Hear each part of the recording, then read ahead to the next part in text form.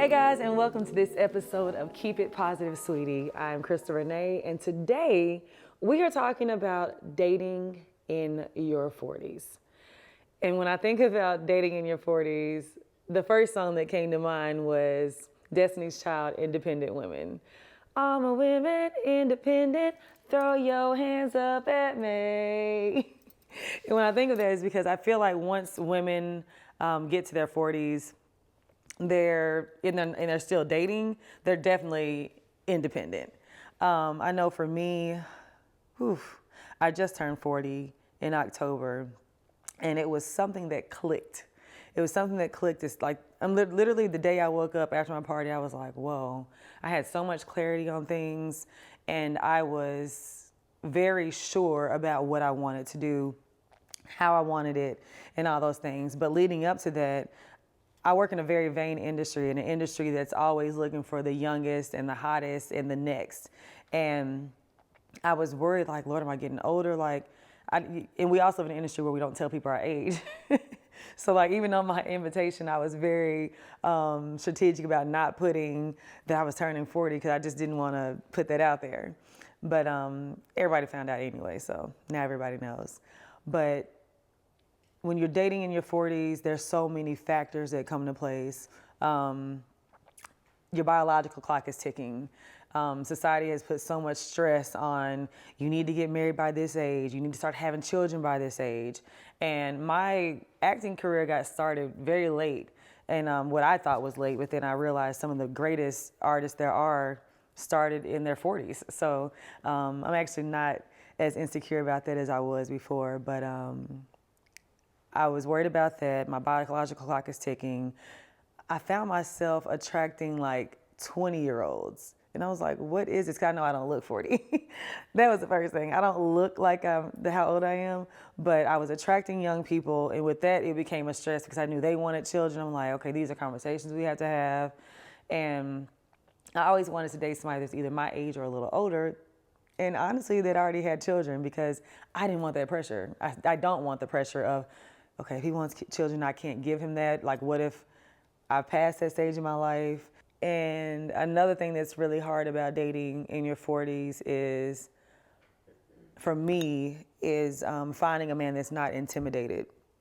I've dated, and then men see how I'm living, and it's like, oh, I can't keep up with that. And I'm like, I don't need you to keep up. The things I need from you, of course, I want someone who has something going on for themselves. Of course, I want somebody who can do the things for me that I can do for them, but it doesn't have to always be on the level that I do it, because that's not what I need you for. I need love. I need affection. I need the love languages. And there's 5, and I need all of them. I need someone that is emotionally supportive to me, someone that supports my career. And I've found that a lot of men are not in a space of maturity or even have the bandwidth to give me that. They're so used to just buying women and, oh, I'll go do this, I'll pay for this, and everything's gonna be okay. No, I need you to be my homie, my lover, and my friend. And that's where I feel like even dating, I just haven't found all 3 of those things in a man. When I think about some of my worst and best dates, one of the best dates I ever had, I was living in DC, and this was when The Devil Wears Prada was out. Anybody who knows me knows I can quote The Devil Wears Prada from top to bottom. I love that movie. And I had never taken a train ride before, so we took the train from DC to New York. He took me to Nobu 57. And this is when Nobu was just starting to pop, because it was in every rap song. So it was oh, we going to Nobu tonight. So we went to Nobu, and then the next day he took me to see The Color Purple.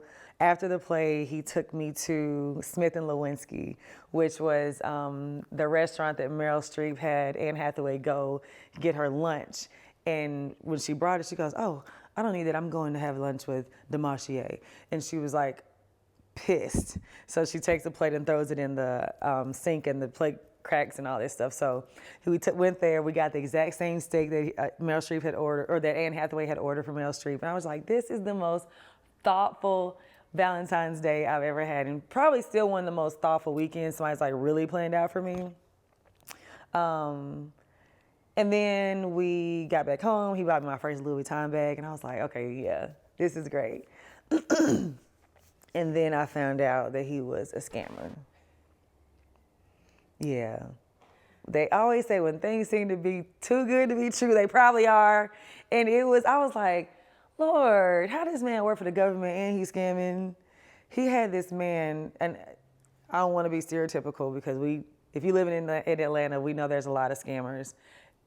And most of them are of African descent. So he had this African friend who he's like, he owed him some money, and he was like, hey, babe, can whatever his name was, put this money in your account. So I was like, sure. So I wake up one morning and there's like, I wake up and there's like $1 million, a negative $1 million on my bank statement. I'm like, a negative $1 million? I'm like, first of all, I'm working for the government. I know I ain't making no $1 million. I'm like, and who pulled out $1 million? Why is it saying negative? So I called the bank and they were like, oh, that's because there's a fraud alert on your account because the money that was deposited the other day was actually stolen. What? Y'all, I cannot make this shit up. So like on my lunch break, I had to go to Bank of America and put out an affidavit to let them know it wasn't me. And they're like, no, we know it wasn't you. And but I couldn't have an account with them for like years because of that. It was crazy. So you got to be careful who you date and get to know people because it was real good and then it got real bad. Let's see, another bad date. I want to tell y'all some funny stories. And I'm gonna be honest with you guys, I haven't really been in a serious relationship since 2017. So the dating has been very far and few between. But I dated this other guy who was a little older, and one of my biggest pet peeves is someone who doesn't tip well. Judge me if you want to, but I feel like when there are people in hospitality, you should take care of them, especially if they look out for you, and especially if I'm taking because I actually set the reservation up because that was another thing. I was always having to set up everything. I'm like, bro, dog, can you do anything? What is going on? I don't understand that about men who, it's like the courtship has been lost. How men used to send flowers. We're gonna talk about that too. How men used to send flowers, take time in advance to set up, hey, I wanna take you out on this day. They wait till the day of, oh, what are you doing tonight? There's no initiative anymore. We're gonna talk about the flowers real quick. So I love flowers. Anybody who knows me knows that I love flowers. Do you know how I dated this guy? And he literally looked me in my face and said, do you know why I haven't gotten you flowers? And I was like, why? I do want to know. Actually, yes. And he said, because you want them. What sense does that make? He said, but when I do it, he said, it's going to be so elaborate. You're going to be like, oh my gosh. And I was like, you're making no sense. If you know this is a part of my love language and this is something that makes me happy, do it. Because I do that for you. And that's another thing, understanding how people need to be loved, because the way I love may not be the way my man needs to be loved. So understanding that, hey, okay, Crystal's love language is all the love languages. So let me make sure at some point I'm touching her. Let me make sure at some point I give her affection. Make sure at some point I give her affirmations. I give her gifts. I do acts of service for her. And I feel like that's all encompassed in a relationship. And I'm not saying do all those things every single day, but just consistently let me know, hey, babe, I see you, I hear you, and I feel you. And when he did that, I was just like, okay, this is crazy. I was like, you're not my guy. You can go. And the other guy who didn't tip well, it was just I feel like if you don't treat, the way you treat waiters and people who are there to serve you, if you don't treat them right, that's an immediately dismissal for me. Even when I think about the dating process as a 40-year-old woman, it's not the same as it was in my 30s. Sis don't have time. I'm like, okay, what are we doing? I'm not applying the pressure day one unless I really, really like you. I'm like, is you my husband or my cousin? Because I need to know, what are we doing? Apply the pressure because I like you. But I do like to take time to get to know my person. I am big on referrals.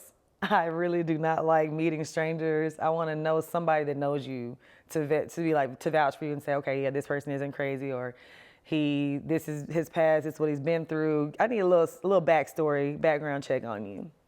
I just want me to feel safe. And then even with my success, like I have to be more strategic about the type of men that I even am around. You know, I have to make sure that you just don't have a lot going on, that you're here for the right reasons. Even like the dating phase. Like before, I could go a year and still be wondering, like, what are we doing? Now, after a few months, like, okay, we know each other. Like, what are we doing? Like, are we gonna make this thing official? You trying to put a ring on it? You trying to be my life partner? What? But it's definitely a situation where I'm open. I used to like to stay in the house all the time. And I was like, Crystal, you're never gonna find a man if you don't leave the house. But y'all, even just getting ready, putting the makeup on, doing your hair, finding an outfit, just going to shop for an outfit because you feel like I don't have nothing to wear. And then you get out there and nobody approaches you. What am I doing? I find myself coming home, I've done spent $200 on a meal and drinks and still ain't got no action. What's going on? I'm still trying to figure it out. And people are like, men don't approach you. I'm like, no, nobody approaches me. I'm like, I don't know if I look like I'm mean, or some people say I'm unapproachable. Other people say, oh, you look like you already got a man. I'm like, I don't. I don't know if I need to just put a sign on back. I'm single, ready to mingle, and maybe somebody will holler. But like I try to like be more conscious of like smiling at people, starting conversation or saying hello, just so the guy can know like, okay, she's interested, or that was an invitation to have a further conversation. But y'all don't get it. Like, I don't understand. Help me. I need somebody to respond to this and tell me what I need to do, because your girl needs help. And one of the biggest things for me is being intentional. And I let people know straight out the gate. Listen, if you're not intentional, I'm in a very intentional space in my life right now. I know what I want. I know what I'm ready for. I know what I bring to the table. So when you come into this table, I need you to understand, ain't no half-assing. Ain't no like, oh, I'll call her when I want to call her. I'm going to carry her any kind of way. Certain times, like in my 30s, I feel like I had a little more grace, or I feel like I put up with more because I wasn't as secure in who I am. But now I'm not putting up with that. I need you to come in knowing what you want and saying, hey, I see you and I know you're a good woman. I know I need to take this serious. Even if it's just as a friendship, I need to come in here knowing that I need to get to know you. I'm not playing with you, and where it goes is where it goes. I may have even put up with like cheating. You know what I'm saying? I dealt with that. And I would forgive and be like, it's okay, because I struggled with, and I still kind of struggle with this. I'm still trying to figure this part out. How we put marital expectations on dating. So we're not married, but I want you to be monogamous, exclusive. I want you to treat me like your wife. And I want all the rewards of a husband, and we're not married. So I had a friend of mine, she was like, I just believe that you're single until you're married. Until you're married, like, it's not under God, but we know at some point it has to be like, okay, this is the decision, this is what I'm doing. And I would put up with a lot of things because I was like, well, like, he's got to get it out of his system, you know, and I would make excuses for him. And then I would also try to justify, well, yeah, we're not married, so technically you can do what you want to do until we get married. But at what point does the man say, you know what, I'm ready to go ahead and start practicing being a husband, because I know you're going to want me to cook, you're going to want me to clean, keep the house right, keep my body right, you're going to want me to put it down right, you're going to want me to carry myself in a certain way, and all that encompasses a wife. And I feel like that was something that I dealt with that I probably wouldn't deal with in my 40s. Something else I dealt with in my 40s was inconsistency. I mean, in my 30s, something I dealt with in my 30s was inconsistency. I would allow a man to just kind of come in and come out. I had a lot of relationships where it was off and on. And whenever he called back, we were back on. We'd fade out and then I would do what I was doing, he would do what he was doing, and then he'd call and say he missed me, and it was like, okay, we back, you know. I had a guy that I did that with for like 6 years. It was like off and on, off and on. And to this day, it's funny. They're like, you know, that's your husband. I'm like, no. They was like, well, he still ain't with nobody.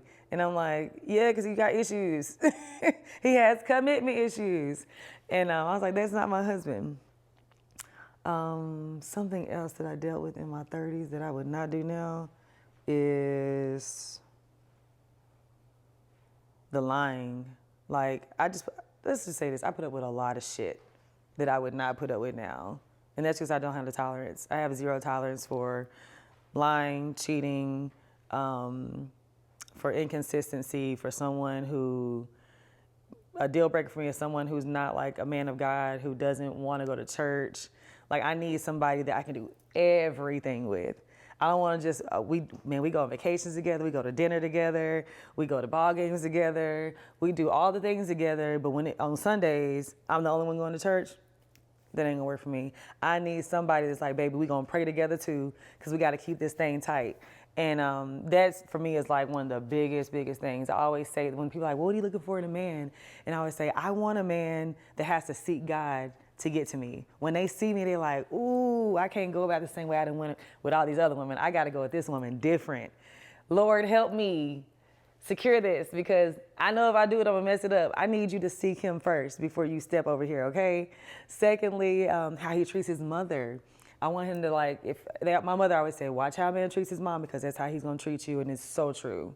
I look at how he is around his friends, the company that he keeps, how he is when I bring my friends around, because a lot of times you can kind of tell when you bring them in different environments, you're like, okay, I see how you carry yourself. I want somebody that I can take in any room, whether we with the president of the Atlanta Hawks suite or we are at a children's center helping some kids. Like, I want to know that I can put you in any room and you're going to adapt, and I can go to the bathroom, you're not going to embarrass me, okay? Because some folks, you cannot leave unattended. Another thing that I look for in a man is honesty and integrity. Integrity is so important, because if you don't have that, it's just everything else starts to crumble. The way he handles himself, takes care of his body, that's important. And I've noticed that, like, the older I get, it's less about the physical. Don't get me wrong, like, we got eyes. That's the first thing you do is you see. You see the person, you're like, dang, okay, what's up, daddy? And then it's like, okay, but what else you got? You know what I'm saying, after that. But I still want to be like, okay, I see you. But I've noticed that the older I get, the less important the physical is. It's more about your spirit and your soul. And I've found, like, I've given guys who may not be worldly, like the quote unquote, like, world definition of fine. And then I get to know, and I'm like, wow, you really are fine. You may not be like what the world deems beautiful, but like your spirit is so beautiful. I dated this one guy, and he was Muslim, and my parents were so mad. They were like, that's unequally yoked. Like, you shouldn't date somebody who's not Christian. And I was like, and this is really kind of what changed my view on religion, but we'll talk about that in a second. And I was like, but nobody's ever loved me the way he has. This guy was the kindest person. He loved the way I love. I love really hard. He loved hard. There was nothing that, I didn't have to ask for anything. If he saw that I needed it, it was done. I was like, he was so attentive. We're still good friends to this day. And he came to my college graduation. He got to meet my family. After this man met my family, they were like, oh my God, we love him, because they saw what I saw. And just a beautiful, beautiful soul. But taking it back to the religion part, because of that and the way my parents reacted to that whole unequally yoked thing, because of the way he made me feel and the way he loved me, it started to make me think that religion was just put in place to give people rules to live by, so that people could be good. And in all the religions, there's like one thing in common is love your neighbor as yourself. Like, be good to people. How you treat people is what's going to come back to you. And if the whole world followed that, it would be such a loving world. And I haven't studied like deeply all the different religions, but I feel like it was all put into place so that we can just be good people and have some type of rules to live by so we're not reckless. But that was mine. He's the only Muslim I've dated. Honestly, like, I used to want like the hot boy, you know what I'm saying, that had it going on, the most popular, even from like high school. I always dated like the star of the football team. College, I dated the star of the basketball team. And then it was a phase of my life where I started to attract like dudes that was making a lot of money. And I was in college, and that was when I was exposed to like my first like millionaire boyfriend. And I was like, whoa, this is a different life. And being exposed to that at a very young age was like, it was a lot, you know. And then you get exposed to it, and that's what it's almost like a drug. It's like you get addicted to the life, the access, everything that comes with that. And I saw that like it was a trend. I continued to attract that type of man, somebody that was always like high in stature. And I think it was, and I started to even look at men like, okay, yeah, I just want somebody to take care of me. I had that mentality because I didn't have nothing going on. But when I started having something going on and the table started turning, I was making my own money, I was standing on my own 2 feet, I didn't have to depend on him to pay my bills, I could do it on my own. That's when I started looking for different things in a man. I was looking for somebody to take care of me when I was younger, but as I started to come into my own, I was like, no, like I need something deeper. Like it's not all about the fame, it's not about the riches, because those men, I'm not putting all men who make a lot of money or men of stature and high status in the same box, but it's a lot that comes with their life. And you deal with infidelity, you deal with ego, you deal with a lot of loneliness because they're always busy.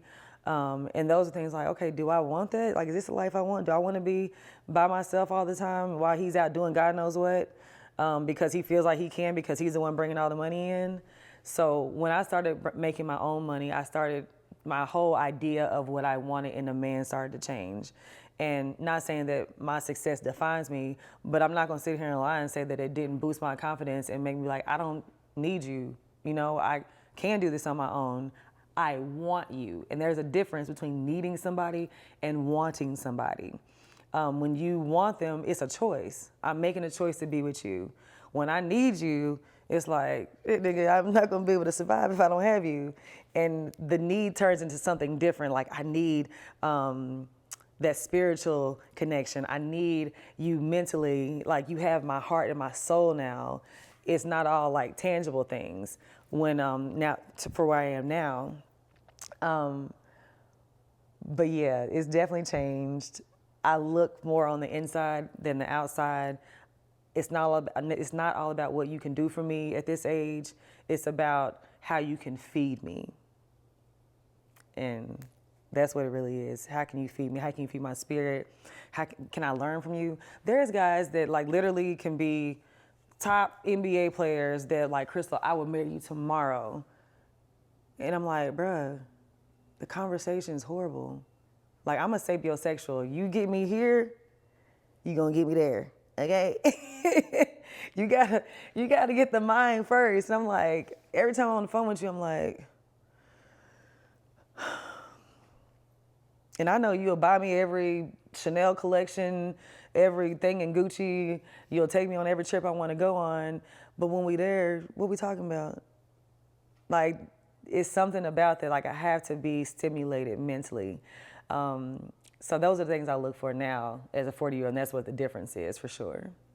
A man that's hollering at 40-year-old Crystal needs to come with some confidence, some swag. He got to come knowing, like, I need to see that you know that you can handle me. Because if I don't feel like you can handle me, I'm like, okay, I'm about to run all over you. Like, I need to know that when you come to me, you come with intention. It's like, listen, like, this is where I'm in my life. I want to get to know you. I want to take you serious. Come to me single. Don't be having a whole bunch of stuff going on, okay? Some stragglers, go ahead and let them fall by the wayside before you come over here, because I need you to be open to receive all that, your blessings that God has for you, because I'm a blessing, okay? I need you to know I'm a blessing. I had one guy tell me, he was like, Crystal, he's like, I just wonder sometimes, am I missing my blessing? Because he's in a very evolutionary phase of his life where talking about he is doing amazing things. And he's like, and I wonder because of where I am and I'm in a phase where I have to be selfish. And there are phases in life where you have to focus on yourself. He's like, am I missing my blessing? And I looked up at him and I said, you are. But that's okay. You got to do what you feel is right for you. And if the timing is right and we're supposed to be together, we'll be together when the time is right. And if not, you're a great friend. And I'm here for you. I support you. But you're not about to play with me. We can be cool. We got to keep it just like this. Keep it friendly. Don't play with me when you know that's not what you're ready for. So he's got to be intentional. He's got to be open for something serious, because I'm telling you, like, when you come over here, you're gonna love it. You're gonna love it here, and you're not gonna leave. So yeah, he got to come confident. He got to come intentional and ready.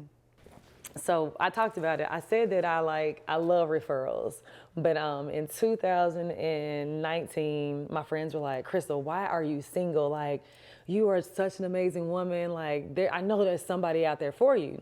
And I had two friends that had met on Raya, which is this like high-end elite dating site. You got to get vetted. So like anybody just can't sign up for this site. And I was like, okay, like, I felt a little more comfortable and safe about it, because for me, like, I've heard the horror stories of people meeting on dating sites, and this is not everybody's story. But for me, in my scary behind, I'm like, that'll be my story. It's like, I don't want to be on the news, because I went on a dating site and met some crazy man. But I got on there and I was scrolling through. I was like, oh my goodness. It took me like a week or two to even get approved.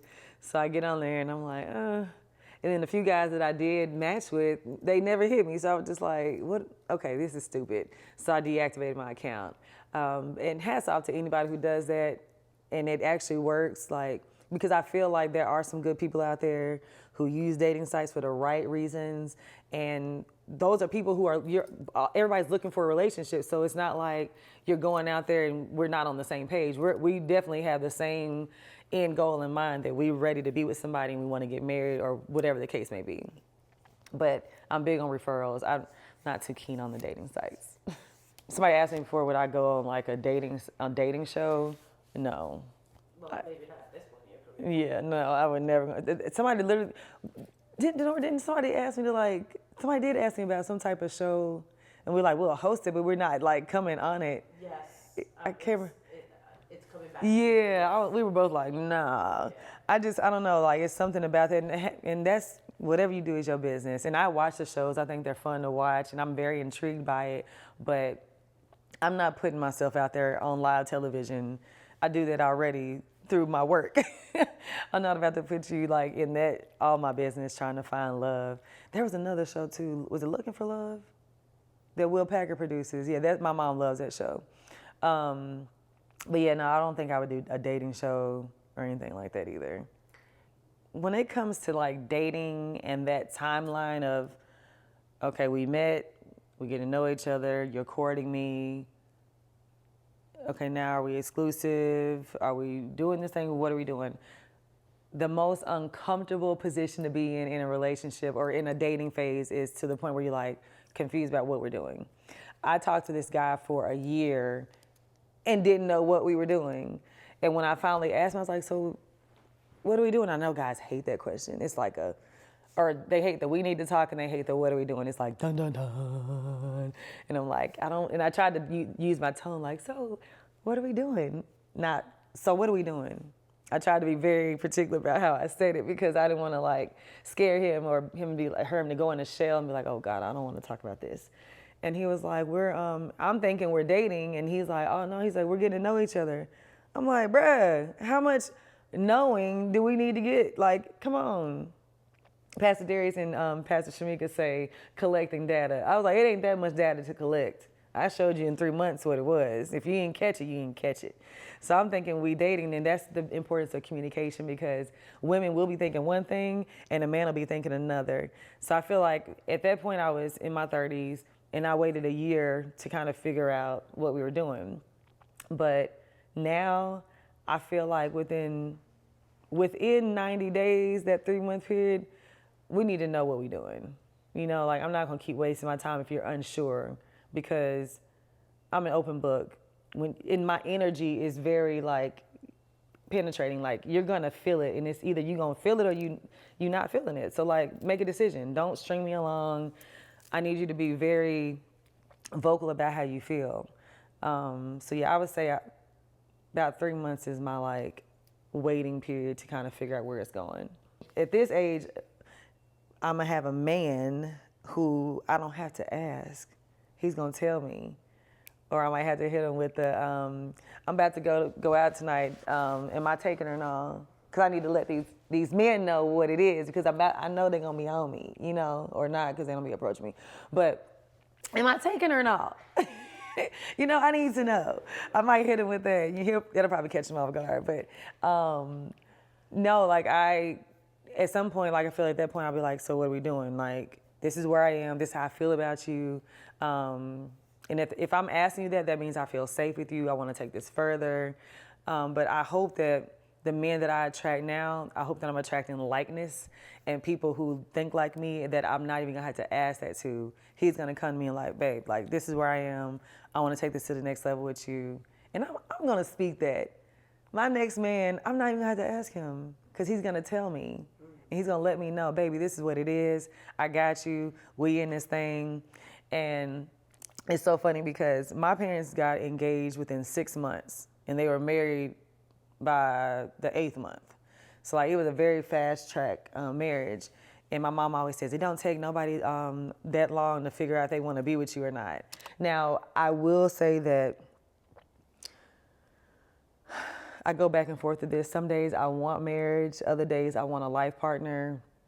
There's been a time where I wondered if I just wanted a commitment ceremony, because I wanted to honor God and get married before God, but not in the law. You know what I'm saying? I feel like it just gets weird and technical when it comes to getting married the way that the United States and everybody else wants you to get married. But I feel like that's between you and God. And if we can honor God and live by those vows, that's all I need. And what we do together, how we build together, is ours. And if it don't work, you go your way, I go mine. We split what we done together. I leave what I came with, you leave what you came with. But then other times it's like, okay, let's get married. I don't know. I still want my ring. Whichever way I do it, I need that ring though, okay?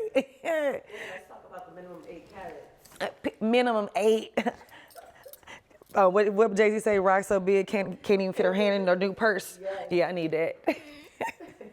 I need that thing. I need the one that I like gotta take off some days. My baby's just too big.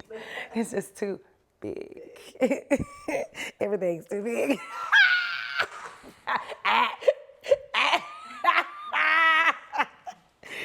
It's too big. It's too wide. It's too strong.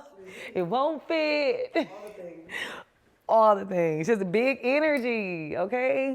Them young men are fun, boy. They keep you young. They keep you young. And you know what I like about young men? Is that they're very confident. If they're like attracted to an older woman, those little boys be coming with some confidence. It's like, okay. They make you feel good about yourself. They hype you up. And I think we do the same thing for them. Older women, it's like we stroke their ego. We make them feel more of a man. And it's like they feel like they're conquering something, but little do you know we conquering them. We just let them think that they doing something. But yeah, my date, I did go through a phase where all I was attracting was 20-year-olds. And like even boys, they were like, well, I'm 29. It went to 28, 29. And then I met a 30-year-old. And finally, I'm meeting like men in their 40s where I'm like, okay, been through some things, have a better understanding of life. That's what I need. Me and young men, I realize there's some good conversation. We have fun together. But when it gets to that depth and what I really need in a relationship, they can't really provide me with that. And there are some young men that have gone through enough in their childhood where they're like, I'm like, wow, like you actually have an old soul. And it's because of things they've been through. But for me, I definitely need somebody a little older, someone that's my age that understands and has that maturity. I feel like there are pros and cons to like dating guys that are a little older than you. I personally wouldn't go over 5 to 8 years older than me. I kind of want to keep it in that range. Because I feel like once you get like into the 50s and the 60s, that's just, it's just too much. And like, is you my daddy? Like, for real? I can't do that. But even like the energy and like the fun, there's some 50s and 60-year-olds that like to have fun, but I feel like my age range, like we're still young, we still have a lot of vigor, we like to go out, like to travel. I need somebody that can keep up with me, because when I go out, like, especially out the country, I like to have a good time. And I'm out partying, I might be on the table, I don't need you to be embarrassed. Like, I want to have a good time. And I don't feel like sometimes like older people, they just want to stay in the house all the time or want to do boring stuff. Like, I don't want to go play bingo. Like, what? I'm trying to, no. I'm trying to. You know, that's what old people be doing. I'm supposed to be playing bingo. With the bag that has the beans in it, like this. Going to bingo night. Nah, bro. All right, go on. I'm going to be over at, I'll be at Nobu. Holler at me. One of the first young boy I talked to, we met through a mutual friend. We had dinner together. We pulled up on and we had dinner with him. And I thought he liked my friend. So then I get a call, and my brother's like, yo, so-and-so wants your number. And I was like, me? I was like, because my friend is like a lot younger than I am. So I just knew that he wanted my friend. He's like, nah, he said you. And I said, oh. I said, okay. I was like, yeah, you can give my number. So I hit him and he was like, hey, what's up? He was like, I want to fly you out. Like, I want to bring you to where I live. If I say too much, people don't know what I'm talking about. But yeah, he's like, I want to bring you to where I am. And he was very like assertive and like was very made plans. All right, send me your birthday and all this stuff. I'll fly you out, put you in a hotel because I know we don't know each other like that. And it was time to go eat. So like he came and picked me up. He did all the things. It was like very thought out. And I was like, okay, little boy, I see what you're doing. And he was just like, he's like, I saw you. And I was like, yo, like, who is that? He said, as soon as you walked in, I was like, who is that? He's like, oh, that's Crystal. And I was like, yeah, I was like, I'm a lot older than you. He said, I don't care about that. Where they say age ain't nothing but a number. Y'all love to use that line. I was like, age is more than a number once we get down the line. Okay, right now it's all cute, but when we get to the nitty gritty and you start wanting babies and talking other things, I'm like, I'm 40 years old. So he came with it real confident, came strong, was already booking flights, planning dates. And I was like, okay, I like that. I like that. All right, guys, here is one of my favorite parts of the show where we have positive outcomes, where you guys write into me and I give you my advice. So this one says, Miss Crystal. Hey, Crystal, I am a huge fan of your work. I'm 43 years old and recently divorced with a 15-year-old son. My marriage was over a long time before we decided to end it. Ain't that it? My son loves his father to death and took the divorce really hard. Now I'm single and ready to mingle. But I'm scared to date today's man because I was married for 20 years. I have no clue on how to date. And I know my son is going to give whoever I date the blues. Can you please give me some advice on how to put myself back out there? Okay.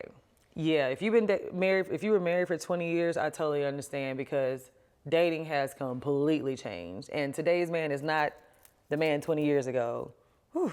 So I'm gonna tell you to buckle up, because it's hard out here for a pimp. Like, it's real hard. I'm telling you, like, I tell people honestly who like have troubles in their marriages, I was like, do everything you can to work that thing out, because when you come out here, ain't nothing out here. So I'm gonna be honest with you, it's gonna be hard, but I want you to be open-minded. I want you to get up, go to like restaurants where you feel like you can meet people. Sometimes like nice hotel bars are nice places to meet people. You want to go to places that attract the type of man that you want. Don't just like go anywhere. You got to be very strategic about where you go. My friend used to tell me, like, go to Whole Foods, put on a cute little workout outfit, because that's where all the doctors go for lunch. And I was like, what? She goes, I'm serious, Crystal. Go to Starbucks in the morning, because that's where everybody goes to get their coffee.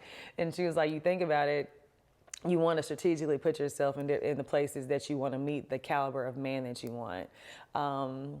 As far as your son, Sons are overprotective of their mothers, so I'm sure whoever you date, your son's gonna give a hard time. But yeah, I would say just be open-minded. Know that it's not gonna be easy, that it's gonna be a lot harder than it was 20 years ago. But honey, if that's what you want, you deserve it, and I want you to go get your man, okay? Keep it positive, sweetie. What I'm going through and what I'm growing through. In this season of my life, when it comes to dating in my 40s, I am going through developing patience for the timeline that God has me on to get a man. Because right now I'm like, Lord, where is he? And I feel like he's coming this year. I really do. I feel like he's coming this year. But Lord, where is he? And I'm growing through this season, learning myself and preparing myself for that man.